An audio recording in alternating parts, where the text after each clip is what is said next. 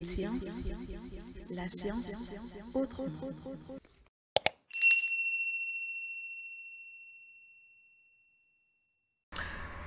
Wow, salam les gars, benen yon maa ngi leen di nuyuwaat di leen ziar. Encore une fois, on revient sur votre partie B, c'est une deuxième partie sur l'émission Le problème de la semaine pour ñi nga xamante ne ñoom ñooy les élèves de TS2. Mais avant tout, je tiens à vous reparler une fois de plus, xam naa peut-être voilà, ce sera pour la dernière fois, du programme Devoir FM bi ñu lancé pour vraiment ñi nga xamante ne ils veulent faire des renforcements mais malheureusement mënuñu assurer les paiements mensuels. Donc comme ni ma leen ko waxee sur les vidéos précédentes rek, le programme est très abordable, c'est 5000 francs pour toute l'année. Chaque semaine, on corrige 2, 3 ou bien ça dépend. On corrige des devoirs. Donc, devoirs, je les corrige. Man, ça, on peut corriger. Donc, je l'envoie et on en discute. Donc, l'autre moment, groupe, quoi, c'est quelque chose de très pragmatique. Donc, système américain, donc, on se limite à l'essentiel. D'autant plus que, comme les groupes sont ouverts H24. Vous avez des questions, vous pouvez les poser là-bas et on en discute. C'est bon. Je vous attends, les gars. Avec vous, c'est pas très compliqué. Hein. Donc, voilà le problème bi nga xamantene mom la ñu leen proposer pour les S2. J'espère que vous avez eu le temps de l'essayer. On y va pour la résolution. Donc pour la première partie, la partie A, on considère la fonction h définie par hx égale 1 moins racine de valeur absolue 1 moins x carré sur x. On demande le domaine de définition. Fi bo xolé avec le domaine de définition, la racine avec la valeur absolue est toujours positive. Donc le seul problème c'est le x. Donc du coup, la valeur absolue étant toujours positive, h va exister si et seulement si x est différent de 0. Par conséquent, d de h est égal donc à r étoile, c'est-à-dire r différent de 0. C'est bon. Bien, pour répondre à la question suivante, on demande de montrer que h admet un prolongement par continuité en 0. Après, nous allons définir le prolongement. Donc, pour montrer qu'une fonction admet un prolongement par continuité, donc on doit en x0, on doit montrer d'abord que x0 n'appartient pas au DDF. Bon, la limite en x0 donne un réel L. Donc, ce qu'on va faire. Ici, on sait déjà que 0 n'appartient pas au domaine. On va calculer la limite en 0 pour voir qu'est-ce que nous avons. Pour calculer d'emblée, nous avons une fi, mais après on va réécrire donc cette fonction sans la valeur absolue comme 1 moins x carré égale 0. X c'est plus ou moins 1, donc on sait que c'est à l'intérieur des racines, donc le trinôme sera positif. Quand la valeur absolue va s'écrire 1 moins x carré, du coup la limite peut être écrite donc comme ça, avec 1 moins racine de 1 moins x carré. Et là, on va prendre l'expression conjuguée parce que nous avons la forme 0 sur 0. Baudelaire expression conjuguée, donc c'est ça que nous avons. Nous avons x carré sur x facteur de 1 plus racine de 1 moins x carré. En simplifiant par x, pour nous appliquer, on trouve 0. Quand la limite existe, même si le réel ne fait pas partie du domaine. Donc par conséquent, h peut admettre donc un prolongement par continuité en 0 qu'on va définir donc par une fonction g étant égale à h de x pour tout x différent de 0 et g de 0 est égal à 0. C'est bon. Bien, donc on y va pour répondre à la question suivante ou bien la partie suivante. Nous soit donc f, la fonction définie donc par f de x c'est notre h et f de 0 égale 0. Comme sous nous sous nous prolongement, nous étudier, n'est-ce pas? On demande donc d'étudier la parité de f et que peut-on en déduire pour CDF. On y va pour la première question. Donc DDF égale R. Pourquoi? Parce que c'est un prolongement par continuité. Donc ça existe pour toutes les valeurs de R. Même pour x égale 0 parce que f de 0 est égal à 0. Donc pour étudier sa parité, on commence donc par poser que comme DDF égale R, x appartient à R, donc et moins x va appartenir aussi à R. Et là, on va montrer que f de moins x est égal à moins f de x. Voilà, est égal à f de x. Donc si c'était égal à f de x, on dira que c'est pair, par conséquent l'axe des ordonnées est axe de symétrie. Mais ici, si on remplace, on voit que f est impair parce que ça nous donne moins f de x. Donc du coup, la fonction étant impaire, ce qu'on peut en déduire pour CDF, c'est que la courbe est symétrique par rapport à l'origine donc du repère, donc par rapport au point 0, 0. C'est bon. On va montrer que le domaine d'étude peut être réduit comme la fonction est impaire. Si la fonction a une symétrie, on peut toujours réduire le domaine d'étude. Donc, généralement, avec les fonctions trigo, mais ce n'est pas toujours avec les fonctions trigo. Donc, ligne de n'est-ce pas? Donc, du coup, on peut effectuer une réduction d'intervalle parce que Comme la fonction est impaire, on va l'étudier sur une partie entre 0 et plus l'infini. Après, on peut faire la construction de ces f par symétrie centrale. La symétrie centrale par rapport donc à O, par rapport à l'origine. C'est bon. Donc, du coup, qu'est-ce qu'on va faire? On va écrire sans la valeur absolue sur DE. Donc, le domaine d'étude, c'est 0 plus l'infini. Donc, on va écrire cette fonction sur 0 sur plus l'infini. On a posé donc 1 moins x carré égale 0, x égale plus ou moins 1. On sait qu'à l'intérieur des racines, donc je te rappelle, le domaine d'étude, c'est 0 plus l'infini. Quand moins 1, donc entre 0 et 1, donc le trinôme est positif. La valeur absolue s'écrit 1 moins x carré. Et entre 1 et plus l'infini, le trinôme est négatif. Donc la valeur absolue s'écrit moins 1 plus x carré. Donc nous avons l'expression de f sur DE va nous donner f de x est égal donc à 1 moins racine de 1 moins x carré sur x pour x compris entre 0 et 1 et 1 moins racine de moins 1 plus x carré pour x supérieur ou égal à 1. D'accord. Léegi égal parce que xam nga valeur absolue là, cette même valeur là peut être utilisée parce que f de 1 va toujours donner 0, n'est-ce pas? F de 1 pour remplacer c'est toujours 0 sur ñaari partie. Donc moo tax fii on peut prendre une inégalité là pas large quoi. Léegi on va étudier la continuité en 0. Mais bon, on l'avait déjà fait parce que limite bi en 0 on l'avait calculé. Mais bon, on va y revenir. Donc si on calcule la limite en 0, c'est ça que nous avons en simplifiant. On a c'est égal à f de 0. Par conséquent, la fonction est continue en 0, n'est-ce pas? Fii nag continuité bi soxla lu ñuy étudier à gauche ou à droite de 0 parce que benn partie rek la ñu am. On n'a pas à étudier à gauche de 0. Parce que domaine d'étude c'est 0 plus l'infini. Donc on étudie la limite en 0 et on va montrer que c'est égal à f de 0. Donc la fonction est continue en 0. Léegi on va regarder la dérivabilité en 0 et en 1. On va commencer par la dérivabilité en 0. Fii tamit soxlawul étudier la dérivabilité à gauche ou bien à droite de 0. On étudie la dérivabilité en 0 uniquement. Donc bu ñu ko étudier, c'est ça que nous avons en remplaçant. Donc nous allons avoir ça. Bon, pareil, ce qu'on va faire, comme nous l'avons fait d'habitude, on va prendre l'expression conjuguée. On va simplifier les x carrés et ça nous donne 1 demi. Du coup, on peut en déduire que la fonction est dérivable en 0. Donc en 0, nous avons un réel pour donner la limite. Donc la fonction est dérivable en 0. On va voir maintenant si la fonction est dérivable en 1. Mais les gars, généralement, si vous avez racine carrée ou la valeur absolue, valeur qui est annulée, la fonction n'est jamais dérivable là-bas. Donc, si vous avez racine comme ni en racine de phi, on sait que la racine va être annulée par 1. Donc, la fonction ne sera pas dérivable en 1.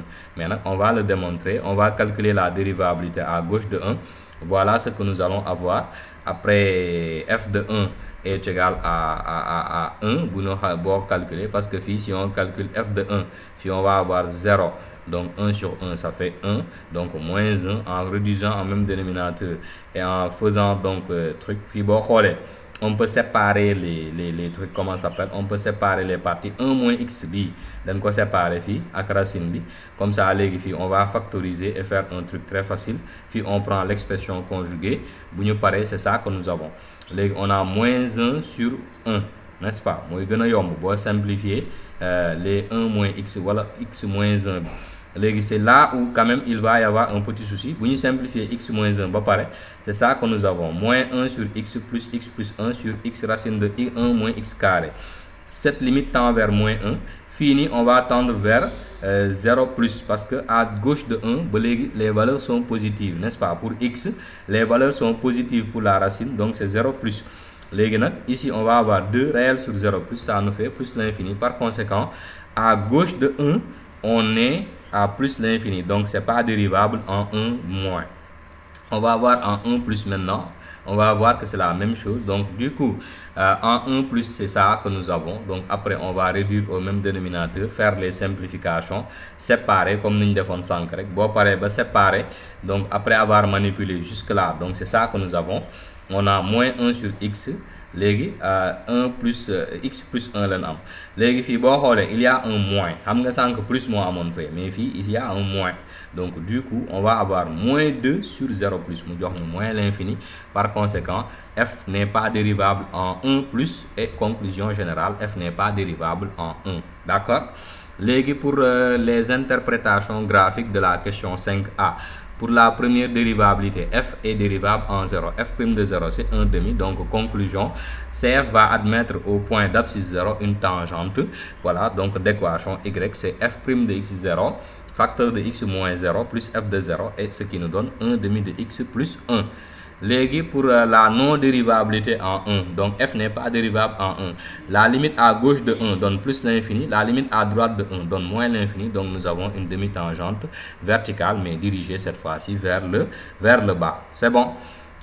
Donc après, on va calculer f' sur les intervalles où f est dérivable, moins entre 0 et 1. Et 1 plus l'infini. Donc, on a déjà ouvert pour te montrer que la fonction n'est pas dérivable en 1. Donc, sur 0, 1, nous allons avoir ça. Donc, c'est 1 moins racine de 1 moins x carré sur x. C'est la forme u sur v. Donc, on va faire doucement. U, c'est ça. Donc, u' beau dérivé 1, ça sans d'aidem. Donc, ici, on a le moins devant. Puis en dérivant, c'est u' sur 2 racines de u. Ici, u' c'est moins 2x.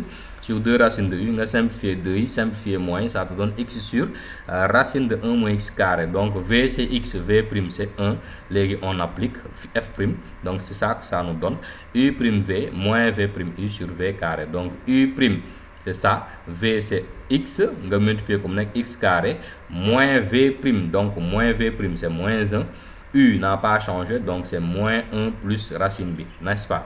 Après, on réduit au même dénominateur et on calcule pour avoir f' est égal à 1 moins racine de 1 moins x carré sur x carré, racine de 1 moins x au carré. Gars, vous voulez simplifier racine. Il ne faut pas faire ça. On y va pour l'intervalle 1 plus l'infini. Donc, sur 1 plus l'infini, qu'est-ce que nous avons? F' c'est 1 moins racine de 1 moins 1 plus x carré. Donc, c'est la forme u sur v. On va réappliquer les choses, mais on va avoir un moins. Donc, donner que moins x sur racine de moins 1 plus x carré.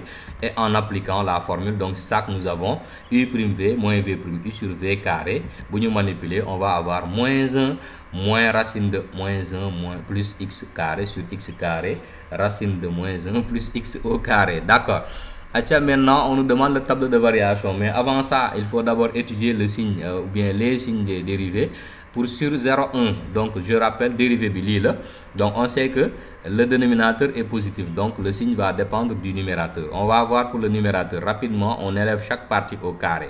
Si on fait la différence, nous avons x carré qui est toujours positif, même sur cet intervalle. Donc du coup, le numérateur est positif. Positif autant pour moi, la dérivée est positive et la fonction est croissante sur 0,1. On va voir sur 1 plus l'infini, qu'est-ce qui se passe? La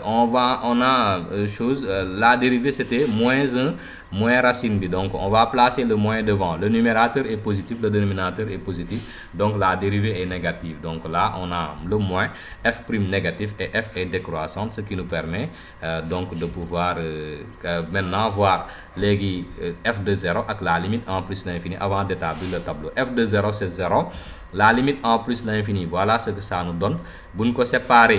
Ici, on va avoir peut-être une fi, mais on peut factoriser par x carré, donc ce qui nous fait factoriser par x carré. Le x sort parce qu'on tend vers plus l'infini. En simplifiant les x, on a cette limite qui donne moins 1. Donc la conclusion ici, nous allons conclure que nous avons une asymptote horizontale, mais il y a une question pour ça après. On va tout juste se borner à dresser le tableau de variation comme nous l'avons dit sur le domaine d'étude. Donc entre 0 et plus l'infini, voilà ce que ça donne. Croissance entre 0 et 1 et décroissance entre 1 et plus l'infini jusqu'à moins 1. C'est bon. Légui, on va y aller pour la branche infinie. Donc en plus l'infini, donc préciser. Donc on a la limite c'est moins 1. Donc la branche d'infini correspond à une asymptote horizontale en plus l'infini. D'équation y est égale à moins 1. D'accord. Maintenant on avait à tracer la courbe, mais comme nous d'habitude, on attend pour nous parer. On demande de montrer que la restriction g sur 1 plus l'infini est une bijection de 1 plus l'infini vers un intervalle j. Les 1 plus l'infini, on est décroissant, donc on va se dire tout simplement que g est continue et strictement décroissante sur 1 plus l'infini quand g réalise une bijection de 1 plus l'infini sur moins 1, 1. C'est bon. Du coup, j est égal à moins 1, 1, n'est-ce pas? Donc je rappelle que dans inverse borne fini pour éviter d'avoir des soucis. C'est bon. Pour répondre à la question suivante, on demande d'étudier la dérivabilité de g moins 1 en 1. Légui g de 1 est égal à 1. On le sait déjà. Légui g' c'est égal à ça. Légui du coup, on sait que cette g' va exister si et seulement si moins 1 plus x carré est différent et moins 1 plus x carré différent de 1. Bonopi chose x carré différent de 0. Légui fi da nga waron wax x différent de moins 1 et 1, mais je te rappelle que nous sommes sur 1 plus l'infini, kon moins 1 bi du ci compter. Légui du coup dañuy étudier la dérivabilité en 1 rek, parce que pour étudier la dérivabilité de la bijection réciproque en un réel, donc il faut montrer que déjà bon amé f de a est égal à b. Donc si on doit étudier la dérivabilité de f moins 1 en b, il faut montrer que f est dérivable en a et f' de a différent de 0. Ici, g de 1 est égal à 1. Donc, pour retrouver donc moins le a, quand a est 1, du coup, la dérivée c'est ça, mais cette dérivée n'accepte pas la valeur 1 parce que le dénominateur est mon lol, qu'est-ce que c'est quoi? Donc, du coup, cette fonction-là, g, la restriction n'est pas dérivable en 1. N'est-ce pas? G est une bijection de 1 vers plus l'infini, mais G n'est pas dérivable en 1. D'accord. Parce que étudier la dérivabilité de la réciproque, ce n'est rien d'autre que étudier l'existence de la dérivée, donc au réel, B, l'image de A. C'est bon. Bien, donc on y va pour expliciter G moins 1. Donc, qu'est-ce qu'on va faire? On pose l'équation G de x égale Y, n'est-ce pas? Comme d'habitude, beaucoup de faits après, nous allons multiplier par x pour avoir donc racine de 1 moins 1 plus x carré égale 1 moins xy. Donc, vous transposez. Donc, du coup, qu'est-ce que ça va faire? On élève au carré chaque partie. Donc, après, on va tout juste transposer tout ça de l'autre côté. Après, calculer. Donc, beaucoup transposer, nous avons x carré, y carré, moins x carré, moins 2xy plus 1. Après, ici, on peut factoriser par x carré pour obtenir cette équation paramétrique de paramètre y, n'est-ce pas? Comme on va calculer delta, n'est-ce pas? Donc, on va calculer delta en faisant b au carré moins 4ac. Donc, avec le 8. Donc, du coup, on peut factoriser par 4 et avoir 4 facteurs de 2 moins y carré. Donc, là, notre solution, donc c'est moins b, donc en fait moins b, donc moins 2y, donc 2y plus ou moins racine de delta, donc moins racine de delta plus racine de delta. Dama le boole ñaar yépp.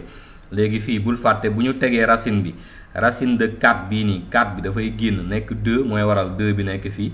Donc dans la racine nous avons toujours 2 moins y carré. Après, il y a possibilité donc de simplifier partout par 2 pour avoir y plus ou moins racine de 2 moins y carré sur y carré moins 1. Maintenant, on va voir quelle est la bonne solution. Bon, c'est ça que nous avons. Je rappelle que x appartient à l'intervalle 1 plus l'infini, y c'est moins 1 parce que faut moins bijection. C'est bon. Du coup, on va étudier, on sait que quand on est entre moins 1 et 1, y carré moins 1 va être négatif. Donc, quand on est sur l'intervalle de y, ce dénominateur-là va être négatif. Parce que dénominateur dit, ñaari racine là, moins 1 et 1. Donc, signe de A à l'extérieur des racines. Donc, à l'extérieur de moins 1 et 1, positif. Mais à l'intérieur des racines entre moins 1 et 1, donc ça fait négatif. Donc, du coup, le dénominateur est négatif. Déjà, il y a une information. On va voir maintenant qu'est-ce qui se passe avec le numérateur. Donc, si on prend de façon arbitraire y moins 1, parce que y moins racine, parce qu'on sait que y plus la racine, donc peut être positive. Donc, mais de toute façon, on va voir. Donc, si on élève au carré chaque partie, si nous faisons la différence des carrés, nous avons 2 facteurs de y carré moins 1, n'est-ce pas? Et ça, quand on est sur l'intervalle moins 1, 1, ça c'est négatif, n'est-ce pas? Ça c'est négatif parce qu'on voit que li mon ex dénominateur. Donc c'est négatif, le 2 est positif, donc le numérateur est négatif quand nous sommes sur moins 1, 1. Mais c'est négatif si et seulement si nous avons y moins racine bini, d'accord? Donc ça nous permet d'avoir une information, comme cela veut dire que quel que soit y appartenant à moins 1, 1, si on prend la racine avec le moins, on aura quelque chose de positif parce qu'on a le rapport entre deux nombres négatifs, ce qui nous donne quelque chose de positif. Mais si on met le plus, on a le rapport entre deux nombres qui sont un de signes différents, donc ça sera négatif. Par conséquent, comme x est supérieur à 1, x positif, donc la bonne solution c'est x est égal à y moins racine de 2 moins y carré sur y carré moins 1. Donc du coup c'est ça qui est notre bijection réciproque. G moins 1 donc est égal à x moins racine de 2 moins x carré sur x carré moins 1. C'est bon. Léegi voici notre courbe c'est ça que ça donne. Donc boo xoolee en rouge c'est notre courbe. Donc gis nga sur 0 plus l'infini, donc lii la ñuy am, on suit l'asymptote. Léegi nag après on fait la symétrie par rapport à tout ça par rapport à l'origine. Donc après y égale 1 va être l'asymptote sur la partie entre moins l'infini et 0. Donc on avait une demi-tangente en 1 dirigée vers le bas et une tangente en 0 comme ni ngeen ko gis. Mais ici vous voyez que donc nous avons un point d'inflexion. Loolu mënoon nañ ko montrer sax que ne la dérivée seconde en 0 va s'annuler en x est égal à 0. Donc mais bon, c'était pas demandé. Voici l'asymptote en plus l'infini. Donc voilà pour la courbe et voilà pour cette fonction comme ni ñu ko daan defee rek. Léegi rendez-vous au week-end prochain pour de nouvelles fonctions. Allez.